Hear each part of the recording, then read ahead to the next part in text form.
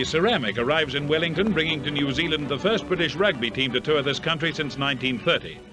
During its 3-month stay, the team will play 23 matches, including 4 tests, one in each of the main centres, and will later tour Australia.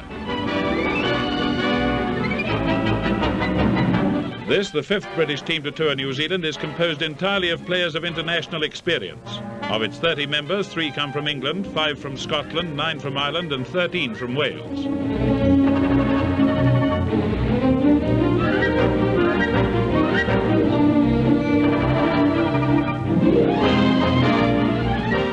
In an informal welcome to the team, Mr. Belcher, chairman of the New Zealand Rugby Union, says, "And I hope that when the time comes to say goodbye in 3 months' time, that you will be able to look back on this tour of New Zealand with the most pleasant and happy memories. I wish you all the best of luck on your tour, and I hope that it will prove most enjoyable." The team manager, Surgeon Captain Osborne, replies, "All the boys are well and in good heart, and we've come here to play good open football, as you do, and we remember that it was in this tradition that that great team of Dave Gallagher's started this play. And so I'm going to ask Captain Mullen, Dr. Carl Mullen, our captain, to continue with a few remarks now.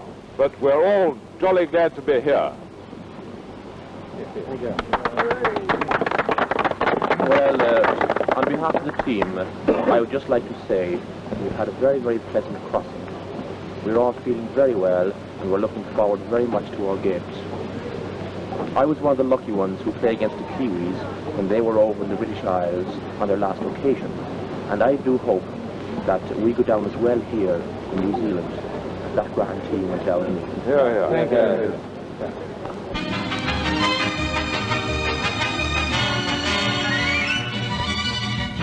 Athletic Park, Wellington, and the British Isles and the New Zealand Rugby Union teams take the field for the 3rd of 4 tests. With the first game drawn and the second won by New Zealand, this may be the vital match of the rubber. British Isles win the toss. Scott kicks off for New Zealand and the referee orders a scrum at the halfway. There are 42,000 people, an overcast sky, a few showers, not much wind, and the ground is soft after a week's rain. British Isles hook the ball from the first scrum of the match, and Kyle sends it to touch just past the 10-yard mark.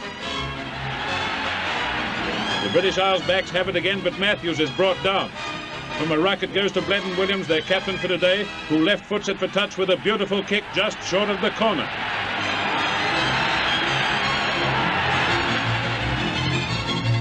The game has started well and the grandstand critics are happy.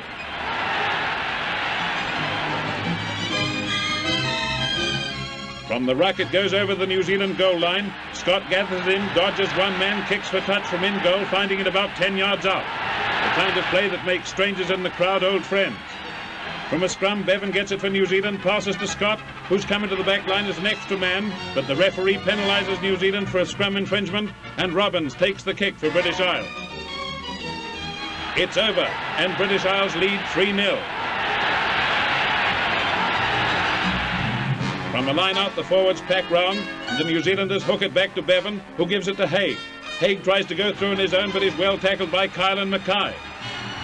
Rimmer kicks ahead. It's picked up by Roper and thrown back to Scott. Scott passes infield at the halfway mark to Roper. He's stopped and the New Zealand forwards overrun the ball. Now Bevan has it. Ian passes to Simpson, who takes it down to the British Isles 25. The ball rolls loose and Kyle kicks it into touch. Cleaver puts the ball into the scrum for the British Isles. He dodges Crowley, runs round the scrum, cuts out 2 men and hands it to Bledden William, who races down the field on his own. Mate stops Williams and his pass to Nelson goes astray. Clifford picks it up and his pass is intercepted by Haig, who runs across and kicks for touch.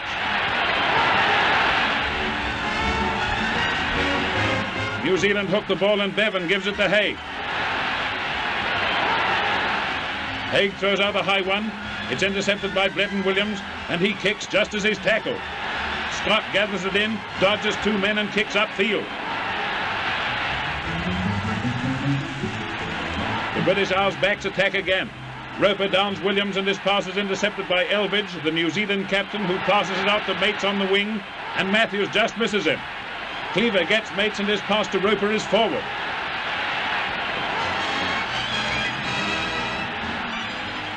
Bevan puts the ball into a scrum inside the British Isles 25. New Zealand are now playing one man short, but Elvidge makes a determined bid for the line. He's stopped, the ball goes loose, and Skinner dives across but overruns the ball. A narrow escape for the visitors and a disappointment for the New Zealand supporters.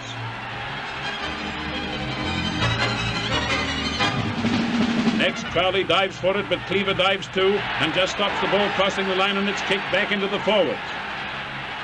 It comes out to Haig, who goes for the corner with Mates outside him. He passes out, but Mates finds Thomas in the way.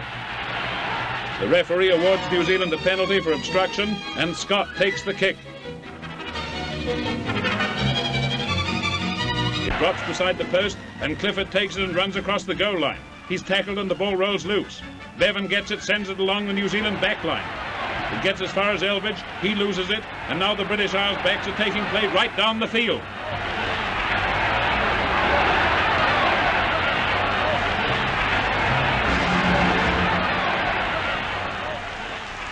Rimmer puts the ball into the scrum for the visitors. Crowley breaks away with it, but Rimmer takes it from him and dive passes to William, who kicks to touch. Half-time and time for a stretch. The score, British Isles 3 points, a penalty goal, and New Zealand 0. After half-time, New Zealand are playing too short in the forwards, with Elvidge playing as extra back. The ball comes along the New Zealand line to Johnson.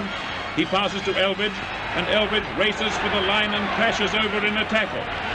A gallant effort by New Zealand's captain, who just returned to the field after having 4 stitches put in his forehead.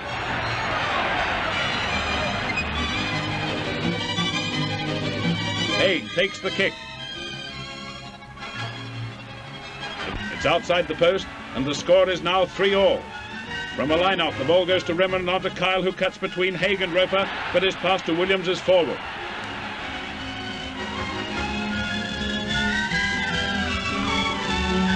From a scrum, Bevan gets the ball out to Haig, and Haig out to Roper.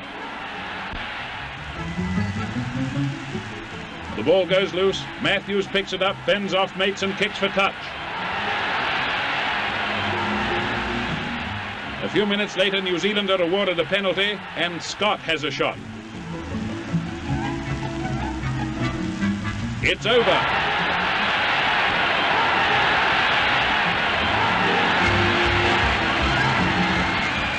New Zealand now leads 6-3, but a penalty to British Isles gives Robbins a chance to equalise.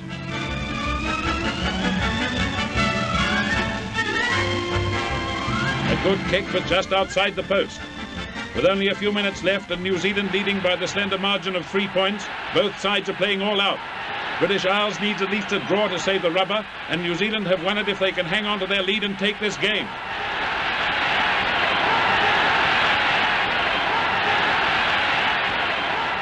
The defence holds on both sides, and full time comes with the final score 6-3 to New Zealand, who've won the Test rubber with 2 wins and a draw.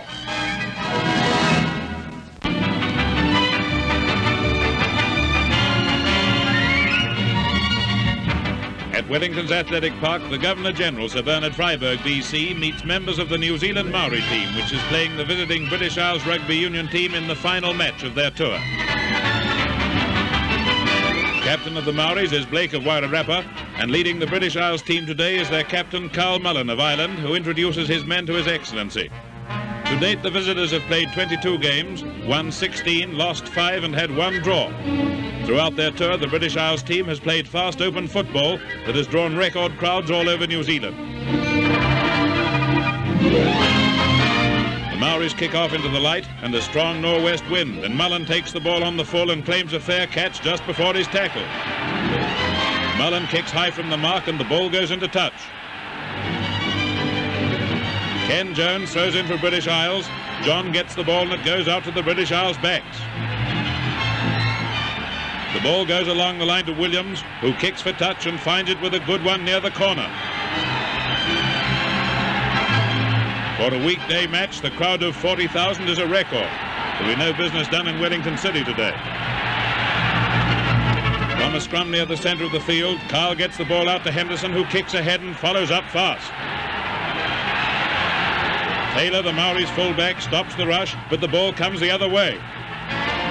Henderson has it again, breaks away upfield with Ken Jones outside him. He passes to Jones, who races round to score comfortably behind the posts.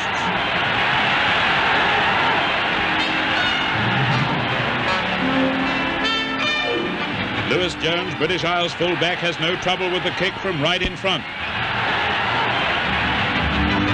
From a dropout by Taylor, the Maoris follow up fast and take the play into the British Isles half.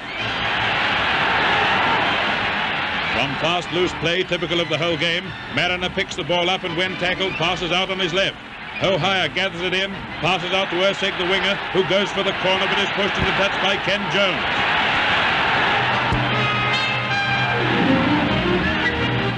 From the line out, Paiwai, the Maori's halfback, throws out a long pass to his backs. Peter Smith picks it up and drop kicks for goal. It's over to make the score British Isles 5, Maoris 3. A difficult crosswind 40-yard penalty by Lewis Jones is a perfect kick, and now British Isles lead 8-3. There's excitement in the crowd as the Maoris take play into the British half again, with Ursig racing down the wing. As Carl gets to him, he kicks ahead. Lewis Jones fails to force, and Ursig dives on it for a try.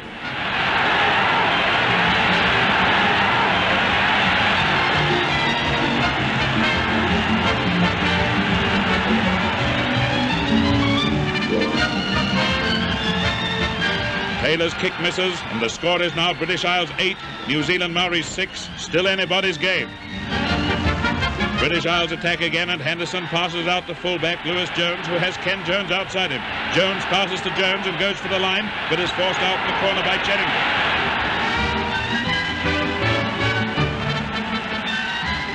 From the line out, the forwards get the ball back to Black, who reverse passes to Kyle.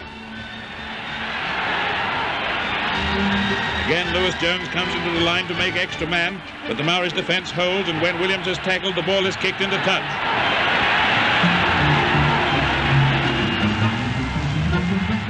Another penalty to British Isles on the 25, and Lewis Jones kicks another 3 points.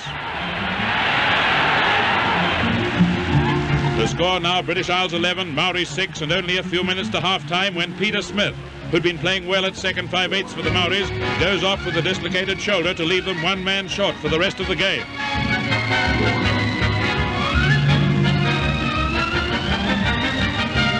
Once again, Lewis Jones comes into the back line.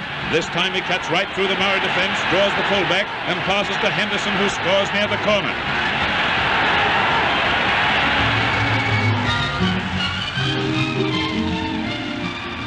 Lewis Jones, who engineered the try, takes the kick.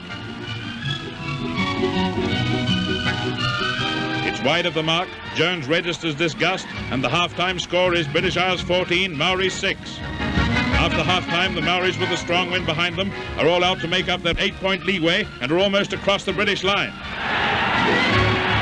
Williams picks the ball up behind his own goal line and boldly runs upfield. He kicks for touch, but it bounces off McLaughlin, who kicks ahead and makes for the line, but Lewis Jones gets there first and forces. From a line out, the Maori forwards break through and dribble the ball down towards the British line again. It's over the line, and Heffery dives on it for a well-earned try.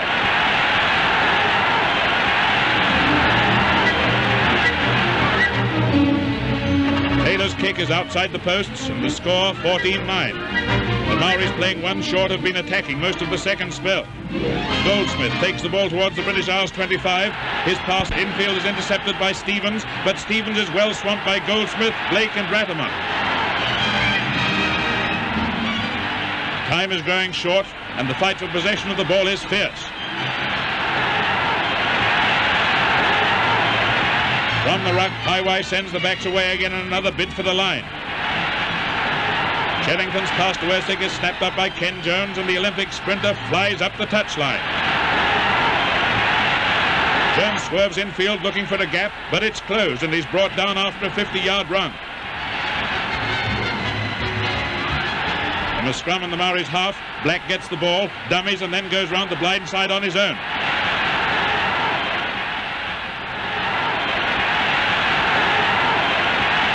forced into touch on the 25, and the referee signals full time. The final score is British Isles 14, New Zealand Maoris 9, after a fast and entertaining game. Thousands of spectators swarm on the field to pay tribute to the British Isles team at the end of their highly successful and popular tour of New Zealand.